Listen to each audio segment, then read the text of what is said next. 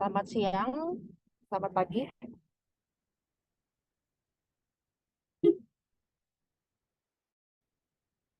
Oke, kita mulai aja ya pertemuan pertama.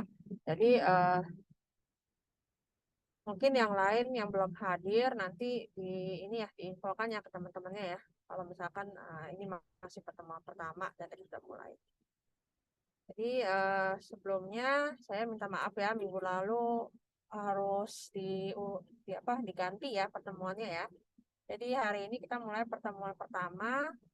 Terus minggu depan pertemuan kedua dan seterusnya. Nanti sebelum UTS itu akan ada 1 minggu kuliah pengganti. Nah, itu akan untuk menggantikan yang perkuliahan minggu lalu ya. Jadi kita tetap akan on schedule pada saat UTS. Semua pertemuan sudah dijalankan dan sudah diterima oleh mahasiswa seperti itu. Sebelumnya mungkin ada pertanyaan terkait jadwal kuliah pengganti.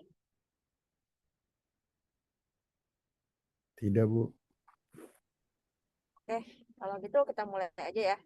Baik, Bu. Pertama-tama saya mau memperkenalkan diri saya dulu. Jadi ini adalah profil saya. Misal kalian terserah mau manggil ibu atau mbak. Ya, jadi email ini tolong dicatat ya. Soalnya kalau misalkan ada tugas yang mesti dikirimkan ke email, kalian bisa kirimkan ke 2 email. Jadi yang pertama email ITTS, yang kedua adalah email Gmail. Jadi kita kirim ke 2 tempat. Kalau misalkan salah satunya nggak menerima pun, kalian masih ada, saya bisa cek di Gmail ya kalau ada bukti kalian sudah mengirimkan seperti itu. Jadi tugas-tugas itu tidak hilang gitu. Oke, kemudian berikutnya ini mata kuliahnya adalah mata kuliah pembelajaran mesin ya. Jadi untuk hari pertemuan pertama itu kita pengenalan terlebih dahulu. Nanti di pertemuan-pertemuan berikutnya kita akan lebih banyak membahas metode-metode yang ada di pembelajaran mesin dan beberapa teori dan juga prakteknya. Jadi sebelum masuk ke lebih dalam untuk praktikum kita akan menggunakan Python, bahasa pemrogramannya. Jadi kalau yang sudah punya dari semester 1 ya, itu bisa digunakan. Jadi tidak perlu install lagi. Oke, kemudian saya akan masuk ke materi pertemuan pertama. Jadi karena ini mata kuliah ini juga nggak ada semacam proyek atau tugas akhir ya, jadi kita tidak perlu membuat kelompok ya. Jadi tugasnya individu semua. Oke, saya akan mulai masuk ke materi pertemuan pertama. Jadi kita akan mengenal apa itu pembelajaran mesin, kemudian apa aplikasinya, seperti itu. Oh ya, untuk penilaian nanti cukup simpel ya. Cuma ada absensi, tugas, UTS, dan ujian akhir. Jadi bobotnya ujian akhir itu 35%, ujian tengah semester itu 20%, absensi 15%, sisanya tugas. Pokoknya paling besar ujian akhir lah ya. Oke, balik lagi ya ke materi ya. Jadi untuk pembelajaran mesin ini pertama kita akan apa sih pembelajaran mesin itu? Jadi pembelajaran mesin itu sebenarnya saat ini banyak sekali digunakan ya. Contoh-contohnya kita misalkan kita bisa tahu bahwa hari ini misalkan hari yang penting dengan adanya reminder-reminder dari uh, sistem secara otomatis. Misalnya kalau hari ulang tahun ada reminder seperti itu. Atau ada juga kita misalkan ada apa kita tahu bahwa customer atau rekan kita berulang tahun hari ini. Jadi kita mau cari kartu ucapan di mesin pencari ya, mesin pencari di internet seperti itu. Misalkan Google atau Bing dan lain-lain. Nah, nanti di situ ketika kita search kita akan mendapatkan hasil yang paling relevan sesuai dengan tautan-tautan yang dikeluarkan dari hasil tersebut. Misalkan kita mau klik yang hasil tautan yang di baris ketiga. Nah, di situ jika ada sistem pembelajaran mesin di dalamnya, dia akan mencatat hal tersebut. Jadi semua dicatat dan dipelajari. Gitu. Jadi semua ini ada sistemnya ya, ada aplikasinya. aplikasinya terbuat dari apa yang nanti yang dari bahasa pemrograman seperti itu. Nah, konsepnya adalah semua data yang kita lakukan itu dicatat oleh aplikasi. Nah, spam ya. Di sini kalau kalian lihat ada spam-spam nih, ada rekomendasi komik, manga, atau rekomendasi kalau di kalian pakai YouTube gitu ya, rekomendasi video. Atau mungkin kalian pakai Instagram atau Facebook itu ada rekomendasi Reels atau rekomendasi Story. Itu semua adalah hasil dari pembelajaran mesin juga. Jadi apa namanya, kita dilihat ya dari history, dari data yang ada bahwa kalian sukanya misalkan nontonnya film-film action, sehingga yang muncul di iklan, muncul di spam adalah action. Contoh lainnya apa? Contoh lainnya misalkan ini di sini kita bisa melihat pengenalan huruf ya. Pengenalan huruf itu juga termasuk dalam uh, recognition untuk handwriting atau recognition untuk tulisan-tulisan itu termasuk dalam pembelajaran mesin juga. Terus contoh lainnya seperti analitik ya. Jadi misalkan contohnya kita kalau belanja ya di supermarket, Indomaret, minimarket gitu ya.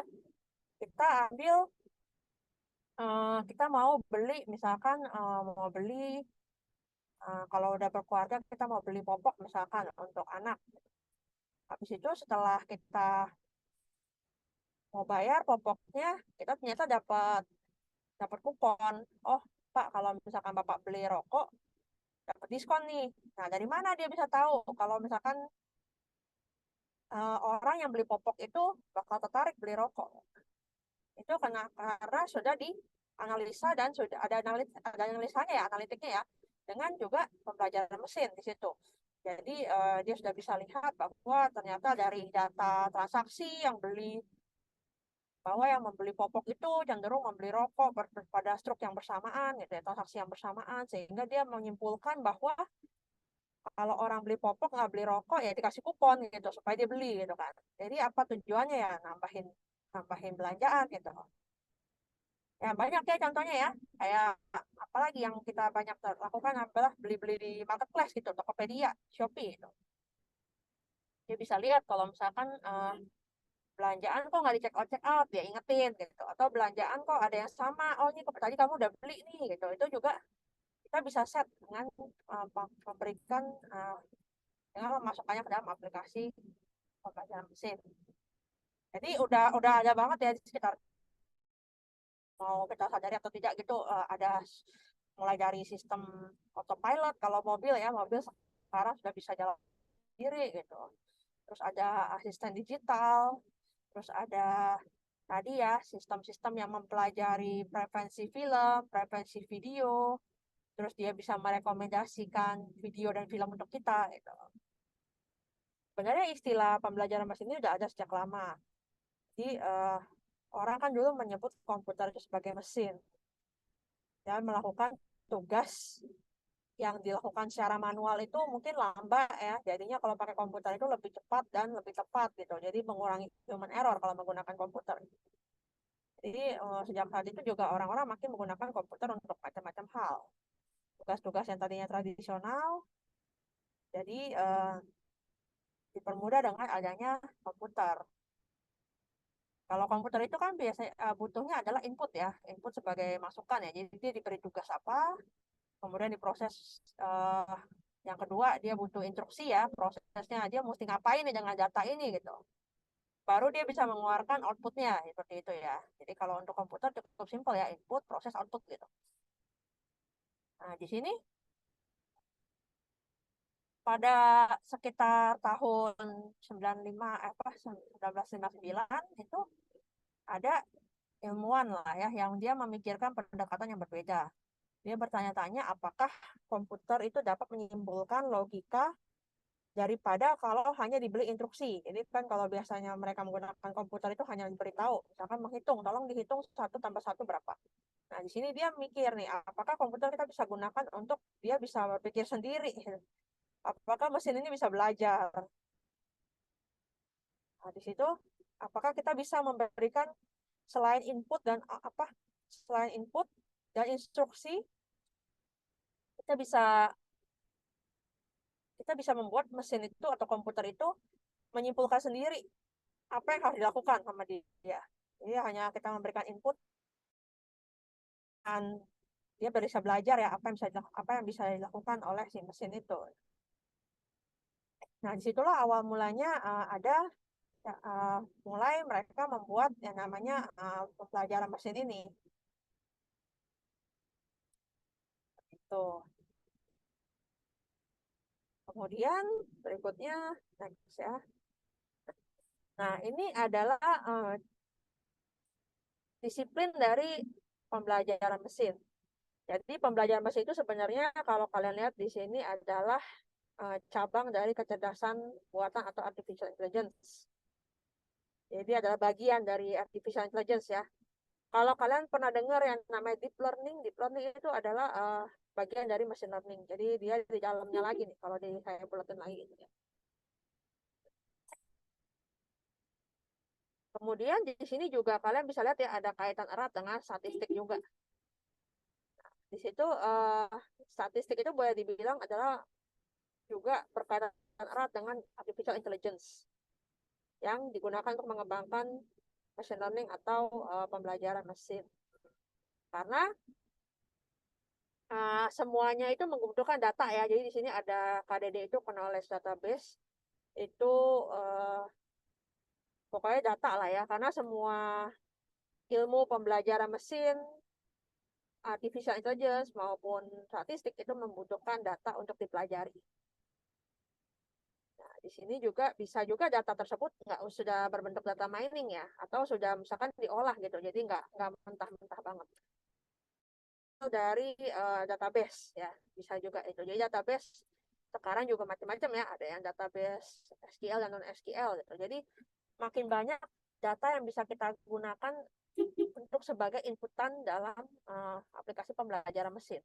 Dan semakin banyak data yang didapat itu akan semakin bagus, semakin baik, semakin hasilnya semakin relevan. Kemudian kalau dilihat lagi di sini ada pattern recognition ya. Tadi saya contohkan yang tulisannya bisa dibaca ya, itu termasuk dalam pattern recognition. Dan dia juga masih bersinggungan dengan pembelajaran mesin.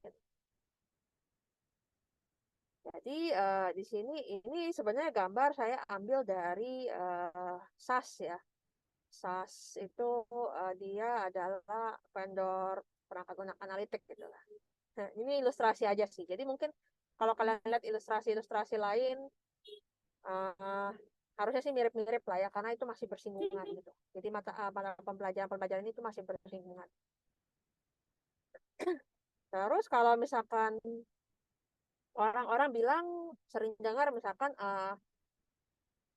pembelajaran mesin itu sama dengan statistik. Oh iya, memang banyak konsep dari pembelajaran mesin yang mengambil konsep statistik. Jadi kalau kalian nanti dapat kuliah statistik juga bakal familiar ya dengan beberapa rumus, beberapa konsep, beberapa teori dari kalkulus, aljabar gitu. Jadi, tapi kalau dibilang sama itu enggak juga. Jadi boleh dibilang analoginya itu Kak, pembelajaran mesin dan statistik itu sama kayak fisika dan matematika. Jadi tujuannya juga berbeda ya. Tujuan pembelajaran mesin itu berbeda dengan tujuan permodelan statistik. Jadi kalau pembelajaran mesin itu dikaitkan dengan prediksi misalnya, kita bisa memprediksi atau melakukan klasifikasi terhadap model pembelajaran mesin kita gitu. Tapi kalau statistik itu sebagian besar itu nanti ngomonginnya adalah hubungan antar variabel. Nah, dengan model statistik kita mau tahu apa hubungan antara variabel A dengan variabel B gitu ya. Jadi berbeda tujuan gitu sebenarnya kayak matematika dan fisika gitu. Terus di sini ada juga kenapa saya bilang data ya, data di sini lingkarannya besar sekali ya. Kenapa saya bilang data itu penting gitu. Karena uh, hubungan antara pembelajaran mesin dan data itu sangat penting. Tadi kalau saya bilang pembelajaran mesin tujuannya untuk prediksi. Nah, itu dia bisa melihat prediksi berdasarkan apa ya, sifat data yang sudah ada. Seperti itu. Jadi kalau kita ngumpulin datanya, sudah datanya besar, datanya banyak, kita bisa makin melihat, mendapatkan sifat data yang cocok untuk kita melakukan analisa prediksi. Terus kalau deep learning ya, sebenarnya kalian juga bisa tambahkan deep learning ini, tapi kita kayaknya nggak ada modul untuk deep learning secara khusus. Kemudian, ya ini aja lah, next ya. Bahkan ya kalau misalkan kalian ada pertanyaan, boleh langsung open mic atau mau chat juga boleh. Berikutnya, ini masih learning disiplin lagi ya. Jadi ini kalian pasti sering dengar istilah data science ya. Nah, data science ini baru nih. Jadi kalau kalian tadi bicara, kita tadi ngomong pembelajaran mesin, artificial intelligence itu udah ada lama sekali, sejak tahun 1950-an. Tadi 1959 ya yang ada para analis, para ilmuwan itu mereka nyari, ini bisa nggak sih komputer dibikin, selain dia bisa ngerjain instruksi ya, instruksi yang udah dimasukin gitu, kita bikin program ya. Kalau kalian bikin program di semester 1, kalian masukin read variabel A, terus B sama dengan A+1 gitu kan, itu kita udah tulis instruksinya gitu. Nah, itu mereka baru berpikir tuh gimana selain instruksi ya, apakah bisa dibuat belajar. Nah, kalau itu udah lama ya, dari 1950-an. Terus kalau data mining itu dia munculnya di tahun 1970-an. Nah, kalau data science ini munculnya tahun 90-an, baru banget ya jadinya. Orang-orang memunculkan istilah data science dan mengaitkannya dengan artificial intelligence atau pembelajaran mesin. Ini sebenarnya banyak kesamaan ya, sama-sama menggunakan komputasi.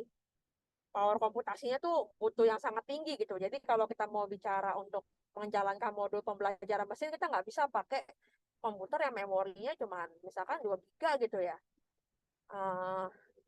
Dia akan lambat sekali untuk menjalankan algoritmanya, karena kan beberapa algoritma itu dia akan mengecek satu persatu perbandingan antara variabel dan variabel, data baris demi baris gitu, sehingga akan sangat membutuhkan resource power komputasi yang tinggi.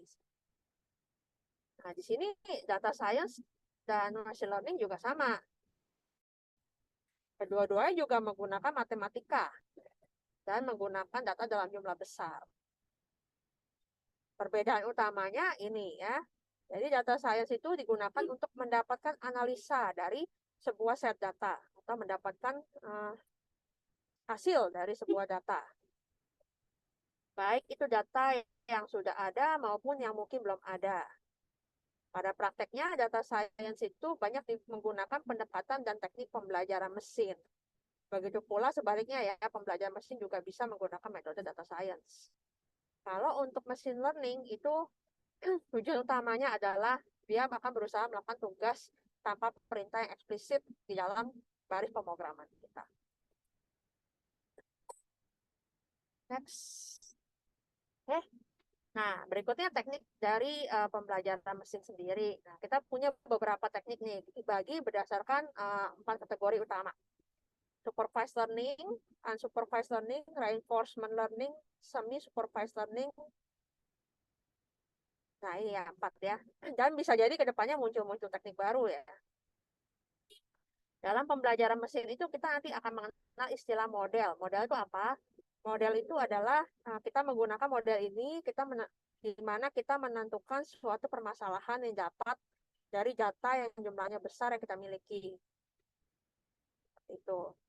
Kemudian kita akan masukkan data itu ke dalam algoritma pembelajaran mesin. Algoritmanya itu bisa sesuai dengan, misalkan kalau supervised learning kita ada beberapa teknik gitu. Kemudian kita bisa mendapatkan hasil apakah tingkat akurasi yang kita peroleh itu tinggi atau tidak dari model tersebut. Nah, yang banyak akan kita pelajari adalah supervised learning ya untuk di mata kuliah ini ya. Jadi di supervised learning itu targetnya adalah menyimpulkan fungsi atau pemetaan dari data yang diberi label. Jadi data yang kita miliki, data yang kita punya, itu akan kita beri label. Dan 2 kelompok kategori algoritma yang berada di bawah supervised learning adalah regresi dan klasifikasi. Regresi itu biasanya untuk prediksi dan klasifikasi ya, untuk mengklasifikasikan data ya. Contohnya di sini kita punya data nih, kita punya data Twitter, kita harus memberikan label terhadap data kita. Jadi nanti kan data itu kan nggak semuanya udah bersih ya. Kalau misalkan kita mau bekerja lagi untuk memberikan label di masing-masing data, kita bisa tentukan supervisornya. Contohnya kalau dari Twitter, apa maksudnya atau status lah ya, kalau dari Instagram atau Facebook gitu, kita mau lihat sentimennya, apakah positif atau negatif. Dan yang menentukan sentimen itu bisa mesin atau bisa manusia. Kalau manusia ya secara manual, kalau mesin misalnya kita kasih aja ya, misalkan dia ada kata-kata negatif di dalam status tersebut ya kita harus masukin itu labelnya ke negatif, misalkan seperti itu ya. Terus kayak foto juga, kita mau kasih label apakah dia di dalam foto tersebut ada rumah atau mobil gitu. Labelnya iya atau tidak ya. Di situ kita bisa tentukan juga pakai mesin atau pakai manusia ya. Terus kayak data lain kayak audio, recording gitu. Apakah ada kata-kata tertentu yang diucapkan? Kemudian kalau video, apakah ada benda tertentu yang digunakan dalam video tersebut? Atau contoh lain kayak gambar X-ray atau gambar ronsen. Apakah ada sesuatu yang ditemukan di gambar tersebut? Yang berikutnya adalah unsupervised learning. Nah, kalau di unsupervised learning itu nggak ada supervisor atau label. Jadi semua yang kita gunakan datanya tidak berlabel. Idenya adalah kita mau menemukan struktur tersembunyi dalam data ini. Jadi ada banyak alasannya data tidak memiliki label. Contohnya yang kayak dengan adanya big data ya sekarang ya. Jadi big data itu dikenal dengan 3V ini. Velocity, variety, dan volume. Nah, volume itu menggambarkan ukuran yang besar, variety itu untuk jenis yang beragam, dan velocity itu untuk data laju pertumbuhan atau perubahannya. Jadi datanya itu makin banyak, sekarang semua disimpan, kapasitas storage makin besar, makin murah, semua data bisa disimpan ya.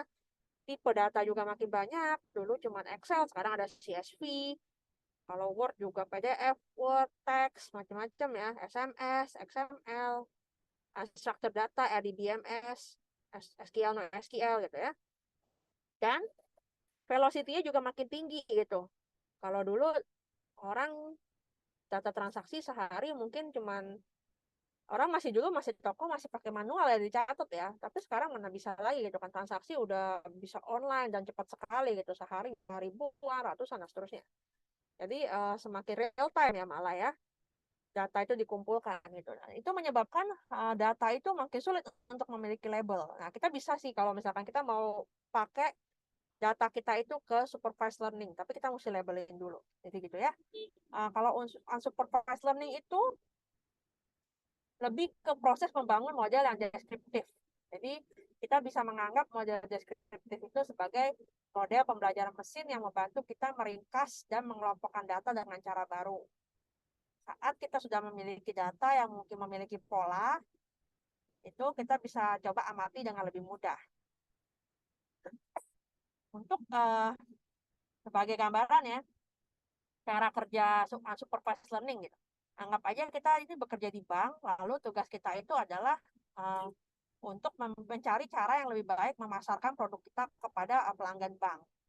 Nah, daripada kita buat strategi pemasaran untuk masing-masing pelanggan, jadi pelanggan bank kan banyak ya, nasabahnya banyak gitu. Kita dapat menggunakan pembelajaran mesin untuk mengelompokkan atau mensegmentasikan pelanggan tersebut berdasarkan kesamaan tertentu. Lalu kita bikin strategi pemasaran untuk setiap segmennya.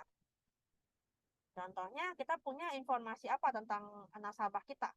Yang pertama kita punya informasi kebiasaan belanja masing-masing customer misalnya. Nah, dari informasi ini kita bisa nentuin apa, oh jumlah pengeluaran dia tiap bulan tuh berapa gitu. Atau seberapa sering sih mereka pakai kartu kredit. Nah, informasi yang kedua yang kita punya adalah biasanya adalah alamat ya, jadi lokasi ya. Lokasi tempat tinggal, usia, jenis kelamin ya. Nah, itu kita bisa pakai juga untuk membuat pengelompokan. Nah, terus kita bisa memakai data-data tersebut ke model pembelajaran mesin. Karena jenis model supervised learning itu tidak ada label, yang sudah ada, yang udah di set sebelumnya ya. Jadi kita nggak tentuin ya kayak tadi ya, ada label untuk apakah ini sentimen negatif atau positif, apakah ini labelnya dia kaya atau miskin gitu ya, macam-macam ya.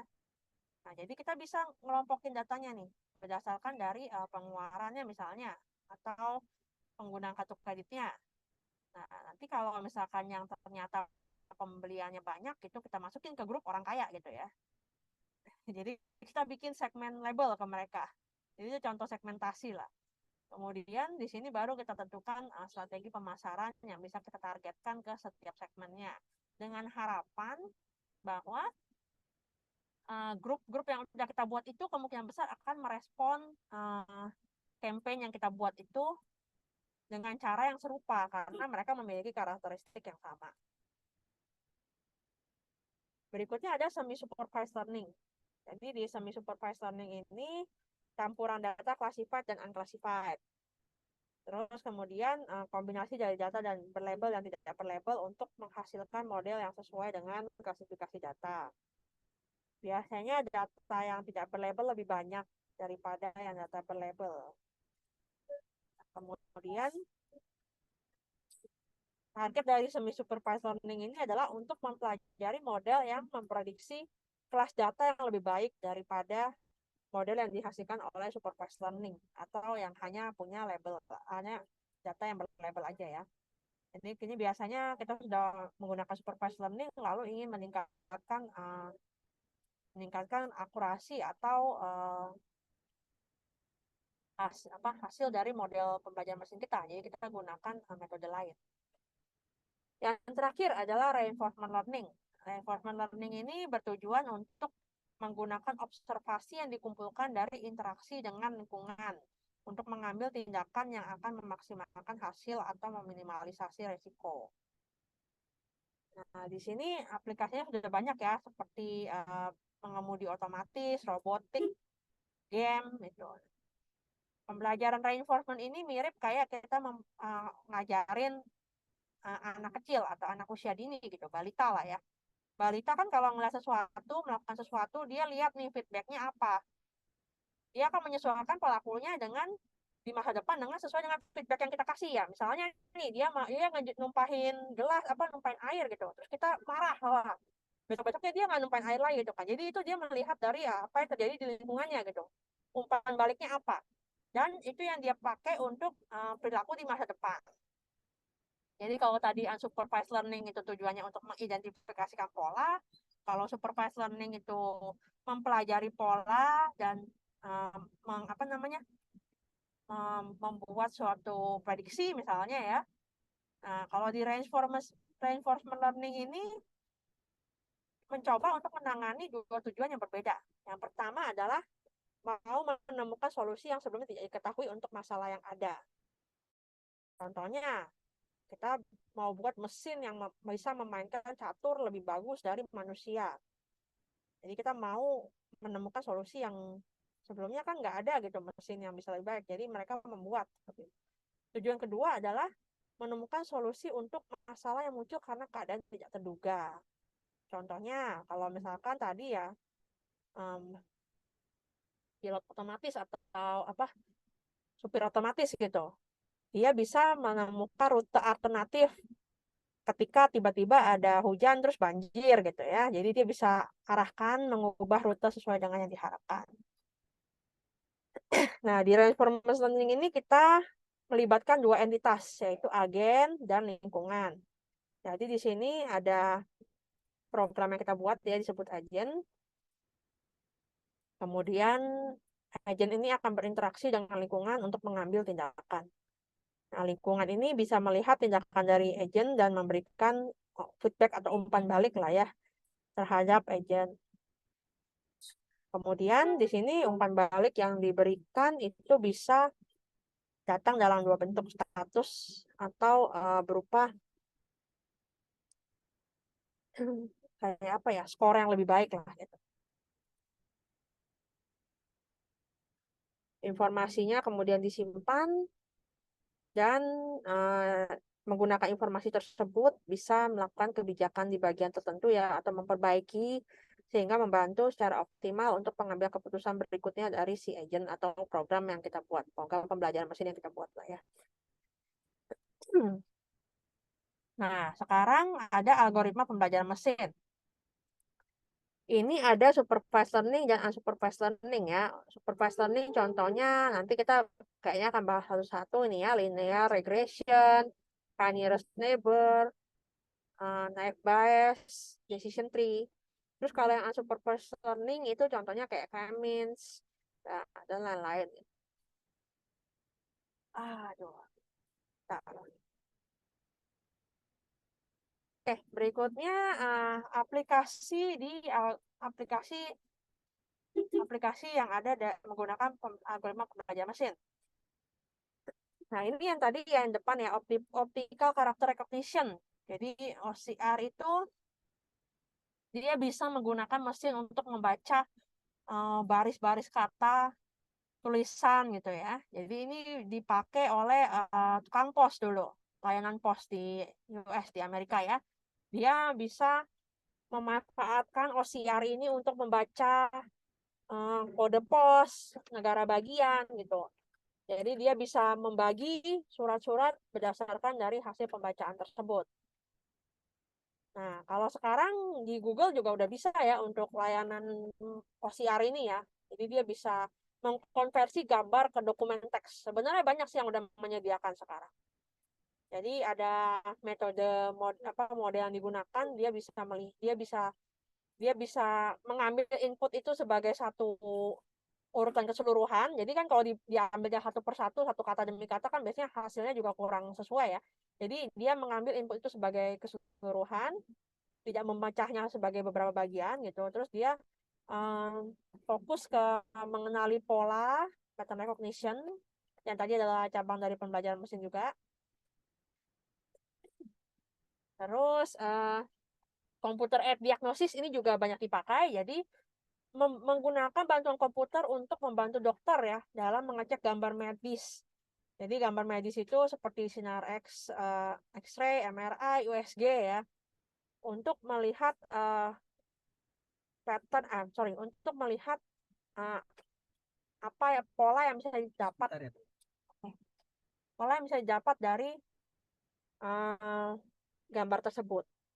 Sebentar ya, saya mute sebentar.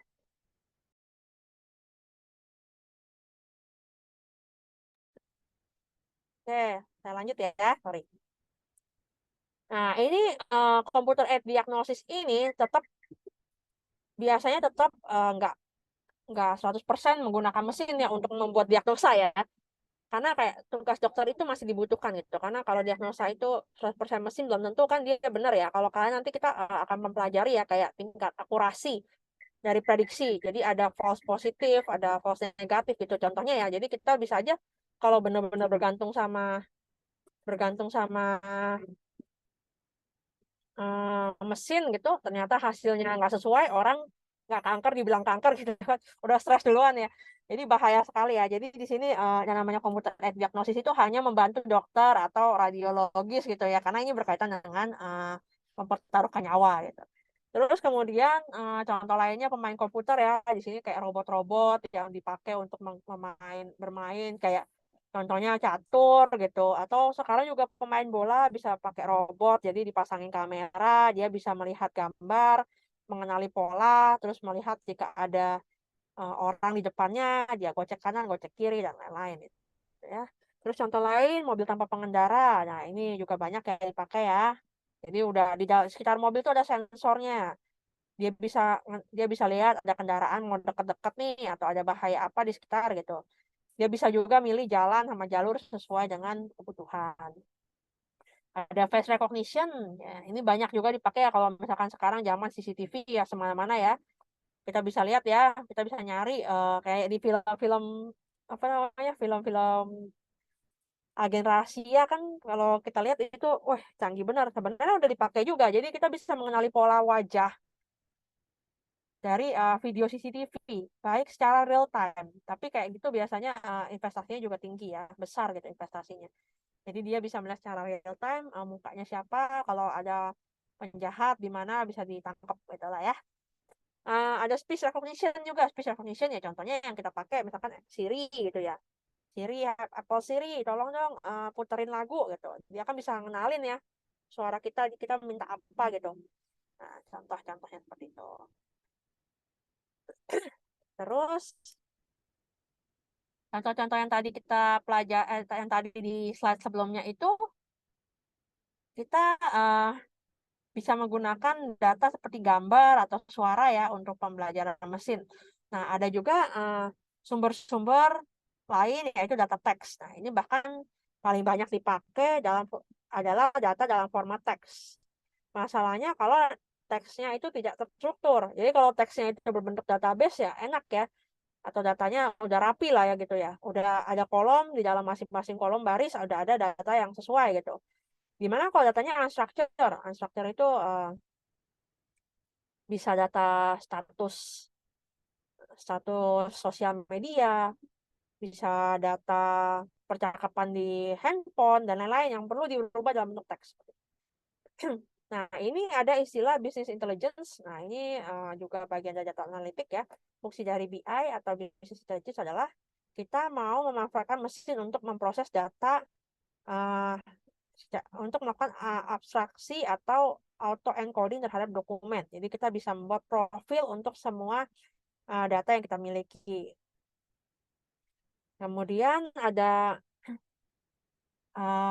data-data teks lagi yang ini biasanya dipakai untuk apa? Seperti keamanan nasional, klasifikasi sentimen masyarakat tadi ya dengan menggunakan status status apa namanya status sosial media. Jadi kenapa?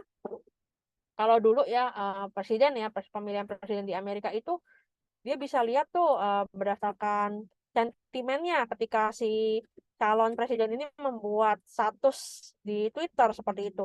Apa sentimen dari komentar-komentar dari ininya apa namanya pendukungnya atau bahkan bukan pendukungnya gitu. Nah, itu yang bisa diklasifikasikan gitu. Dan dia bisa lihat ya berdasarkan misalkan demografinya. Oh, di Jakarta nih ternyata pendukungnya kurang ini sentimen negatif semua nih. Ya udah kita fokus aja tim suksesnya tuh fokus aja untuk kampanye di Jakarta. Misalkan seperti itu ya contoh ya. Terus penempatan iklan ini juga penting ya. Jadi gimana algoritmanya atau kalau misalkan kita di sini sering belanja di marketplace, kita nggak mau dong kita sukanya orang belanjanya makanan tiba-tiba dapat iklannya kok pakaian gitu fashion yang nggak nyambung kan jadinya kan. Nah itu harus ada penempatan iklan yang baik dan itu harus otomatis nggak mungkin dong ada orang di balik Tokopedia atau Shopee yang kerjanya tuh ngurus ini iklan buat sedangkan penggunanya banyak banget ya seluruh Indonesia gitu dia mesti cari satu-satu si A ini kasih iklan yang fashion si B kasih iklan makanan nggak mungkin ya jadi itu harus otomatis itu klasifikasi kemudian pemantauan media sosial secara otomatis kalau ada kemarin tuh kayak misalkan ya kasus tuh pajak langsung Menteri Keuangan dengar secara cepat gitu dia pasti udah memantau media sosial itu dengan menggunakan apa namanya pembelajaran mesin atau artificial intelligence untuk bisa mendapatkan respon yang cepat dan lain-lain lah ya. Nah, sekarang contoh smart mesin. Nah, di sini ada beberapa contoh smart mesin di Deep Blue. Deep Blue itu punyanya IBM ya. Jadi kalau misalkan kalian suka main catur, Deep Blue itu adalah komputer pertama yang menyalahkan juara catur dunia gitu. Jadi dia itu bisa mengevaluasi sampai dengan 200 juta posisi per detik. Gimana ya kalau kita pakai otak manusia gitu kan. Per posisi kalau si apa lawan kita jalanin pion ke depan, dia udah prediksi tuh, wah 200 juta posisi berikutnya apa gitu ya. Ya, terus nah di Blue ini juga pas tahun 90-an lagi. Sekarang tuh udah dikembangin lagi jadi. Jadi sekarang ada lagi kakaknya si Deep Blue gitu. Jadi dulu Deep Blue itu masih pakainya Intel Core, sekarang udah pakai Intel Xeon gitu kan ya. Udah besar banget. Terus berikutnya ada Watson. Nah, Watson ini masih ada sampai sekarang dan dijual sama IBM juga. Saya ambil contoh yang sering-sering aja sih. Tapi nanti kalian cari contoh lagi ya. Itu salah satu di tugas. Nah, kemudian Watson ini sebenarnya namanya ngambil dari nama CEO-nya IBM. Jadi dia bisa coba menjawab pertanyaan yang diajukan oleh manusia. Nah, Watson ini terkenal karena dia memenangkan acara Jeopardy. Jadi kalau kalian sering nonton film ya, ada acara Jeopardy gitu ya, dikasih pertanyaan terus kita jawabnya pakai what is apa gitu ya. Nah, terus ada Google Now. Nah, Google Now juga ya pastinya udah pada tahu ya, Apple Siri gitu ya, asisten pribadi. Di dalamnya ada unsur artificial intelligence juga atau pembelajaran mesin juga. Terus dan lain-lain lah ya. Oke, jadi ada pertanyaan sebelum kita masuk ke diskusi dan ini tugas ya. Jadi kalian berikan contoh pembelajaran mesin yang ditemukan dalam kehidupan sehari-hari. Kemudian yang kedua adalah aplikasi dari algoritma pembelajaran mesin, contohnya apa? Dan contoh lain dari smart mesin. Jadi kalau tadi saya sebutin ada Watson, Deep Blue, pasti masih banyak lagi yang lain.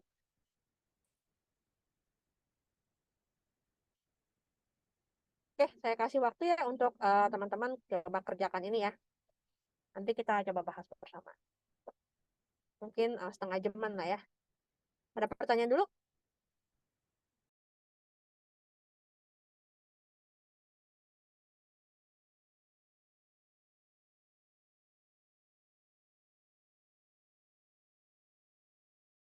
Tidak, Bu. Oke, kalau nggak ada pertanyaan langsung dikerjain aja. Nanti dikumpulkan ya. Jadi dikerjain di Microsoft Word aja ya. Kalau kalian mau berdiskusi sama teman-teman juga boleh. Nanti kita bahas setengah jam lagi. Bu, kalau ngumpulin telat nggak apa-apa, Bu?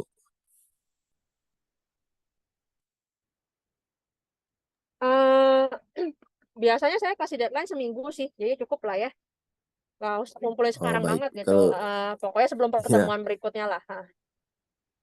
takutnya disuruh hari ini banget, Bu. Oh enggak. Kalian cari-cari aja di internet sambil pelajari-pelajari gitu lah. Kan karena namanya ilmu itu eh, maksudnya bervariasi sekali, apalagi sekarang ada internet ya. Jadi secara konsep mungkin mirip gitu, tapi kalian bisa nemuin contoh-contoh lain yang saya juga belajar dari situ. Jadi semuanya coba dikerjakan dulu aja. Oke, ada pertanyaan lain? Terus Bu, untuk ngumpulinnya kemana Bu ya? Kumpulinnya ke email aja boleh. Atau nanti kalau sempat kita bahas beberapa lah di sini. Atau kalau kalian mau ngumpulin pakai chat juga boleh nih, kirim ke chat ya. Nanti saya download.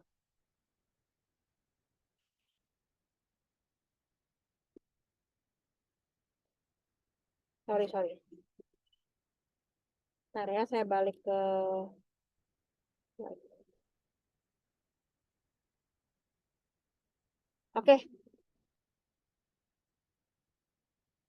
Oke, kalau gitu coba dikerjakan dulu ya. Kalau ada pertanyaan lagi juga boleh, silahkan chat atau open mic.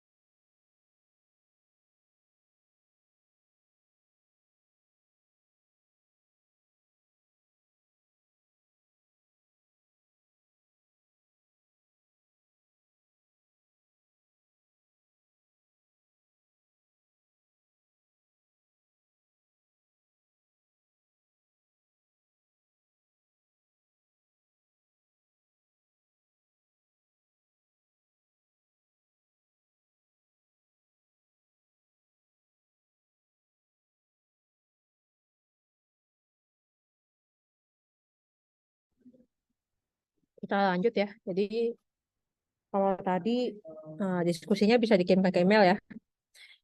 Terus ini aplikasi yang diperlukan untuk praktikum itu kita pakainya Python. Jadi kalau yang belum punya Python, install aja Python. Di sini saya pakai Pythonnya 3.8. Tapi kalau kalian mau download versi terbaru juga nggak apa-apa. Asal jangan pakai Python yang versi 2 ya, karena ada beberapa sintak yang berbeda.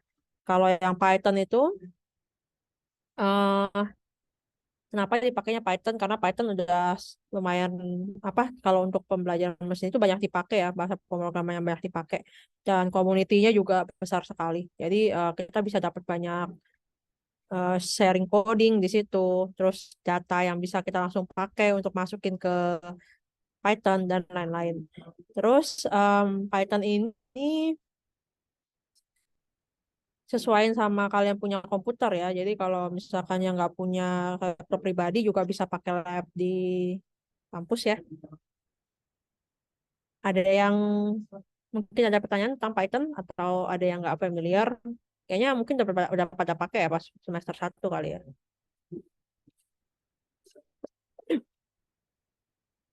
Ya kalau belum bisa coba diinstal lah ya.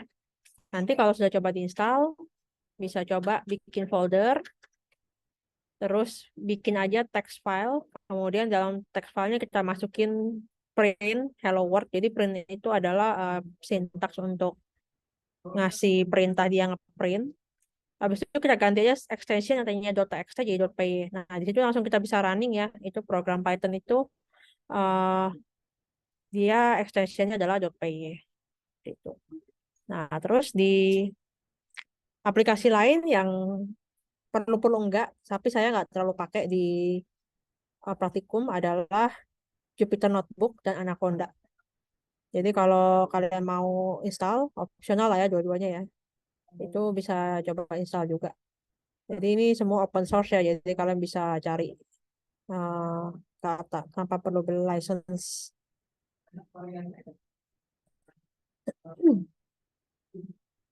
Untuk data nanti kita pakainya .csv, jadi nggak perlu ada aplikasi tambahan. Jadi kalau kalian nanti downloadnya yang Anaconda, itu kalian bisa langsung dapat Python 3 sama Jupyter. Jadi package lengkap lah ya. Nah, terus untuk pengenalan Python, tadi kan udah coba print hello world ya. Di sini ada coba sedikit baris coding. Jadi saya akan coba jelaskan satu persatu baris codingnya. Jadi di sini ada spam amount sama dengan 0. Jadi kalau di Python itu kita nggak perlu untuk mendeklar sebuah variabel. Jadi kalau kalian pakai bahasa pemrograman lain, kita perlu declare ya. Misalkan variabel ini adalah integer atau string dan lain-lain. Jadi kalau di Python kita nggak perlu declare, kita langsung aja kasih variabel itu yang kita assign value-nya. Di sini saya assign 0 value-nya. Jadi di sini juga kita nggak perlu. Oh, di sini saya langsung ya print ya. Nanti dia akan ngeluarin hasil dari spam amount ini atau variabel spam amount. Jadi lihat di sini ada print, itu adalah fungsi dari bahasa pemrograman Python yang akan memberikan tampilan atau display ke layar kita value yang ada di dalam variabel tersebut. Nah, kemudian yang lain adalah komen. Jadi kalau kita pakai tanda pagar ini kita akan bisa membuat komen yang nggak akan dibaca oleh programnya. Jadi kalau kita bikin coding nanti kita kasih pagar depannya itu nggak akan dibaca, hanya akan dilihat sebagai komen ya. Habis itu kita bisa mereassign isi dari variabel kita. Caranya seperti ini. Jadi kalau misalkan kita punya spam amount sama dengan spam amount plus 4, artinya tadi yang dari 0 itu akan menjadi 0 plus 4. Seperti itu. Terus if ini cukup standar dan umum ya. If variabel spam amount kita lebih besar dari 0, maka kita akan melakukan perintah tertentu yang akan dijalankan oleh if itu. Jadi ini adalah salah satu conditional function ya di Python. Nah, di sini kita bisa lihat ya, habis if itu ada titik 2. Nah, ini adalah pemisahnya ya. Jadi setelah kondisi ini terpenuhi, maka yang dilakukan adalah titik 2 perintah apa yang mau dilakukan jika kondisi ini terpenuhi. Jadi pemisahnya adalah tanda titik 2 indikasinya. Kemudian di sini bikin variabel baru lagi. Variabel baru kali ini kita kasih string ya. Pakai petik string dikali jumlah spam amount yang 5. Jadi dia kalau di print dia akan mengeluarkan string ini sebanyak 4 kali. Seperti itu. Oke. Ada pertanyaan sampai sini?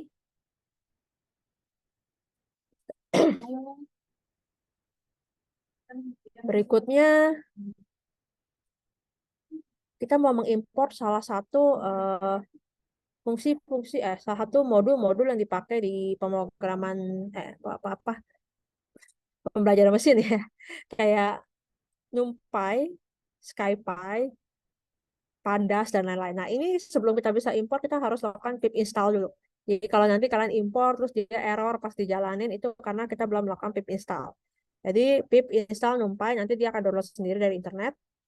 Nah, kalau kita udah import, kita akan bisa pakai modul ini untuk memanggil perintah min, median, dan mode. Jadi min itu adalah rata-rata, average. Median itu adalah nilai tengah. Mode itu adalah nilai yang paling sering keluar ya. Jadi ini juga bisa dicoba nanti. Selain min, median, sama mode, kita juga bisa ngeluarin standard deviation dan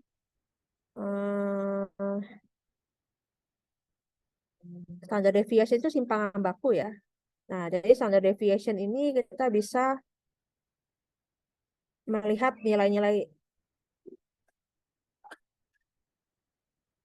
Ada nggak ya di sini? Oke. Standard deviation ini kita bisa melihat keragaman dari kelompok data ini ya. Artinya kalau misalkan di rumus statistiknya itu pakai akar kuadrat dari varian ya. Tapi kalau kita cuma perlu panggil fungsi std, oke? Nah, sekarang kalau untuk nyari varian, nah, ini nih ada nih contoh. Kalau kita mau cari varian itu pertama kita harus menghitung min atau rata-ratanya. Jadi kalau kita hitung nih semuanya nih rata-ratanya 7,4. Tapi belum selesai. Sekarang setiap angka dicari selisih dengan rata-ratanya. Jadi dari 77,4 ini kita cari selisihnya dengan 32, 111 dan seterusnya ya. Nah, untuk setiap selisih dihitung kuadratnya. Nah, ini kalau statistik ya, kalian ada ini kan statistik ya. Yang terakhir adalah varian itu adalah rata-rata dari semua kuadratnya. Jadi dijumlahin semua dibagi lagi 7. Nah, cuman kalau kita di Python kita tinggal panggil aja NumPy var ya.